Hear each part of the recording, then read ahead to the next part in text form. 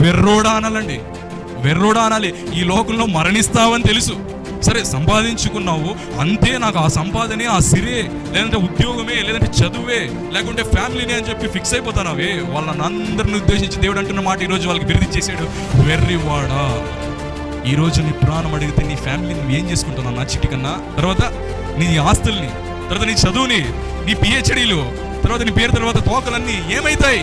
దేవుడు అడుగుతున్నాడు. పిల్లరా ఏమైతాయండి? ఏం చేయగలరు పిల్లరా? వెర్రివాడా అంటున్నాడు పిల్లరా వాళ్ళతో. ఈ లోకం పిల్లరా పట్టించుకోలేదు పిల్లరా. వారందరినీ దేవుడు ఉద్దేశించి చెప్తున్న మాట, వాళ్ళందరూ వెర్రితనంలో ఉన్నారు పిల్లరా. వాళ్ళు వెర్రితనంలో ఉంటూ మనం సత్యం వైపు క్రీస్తును ప్రకటిస్తుంటే మనం వెర్రితనం కనిపిస్తున్నాం వాళ్ళు. చూడండి ఎంత ఆశ్చర్యం పిల్లరా.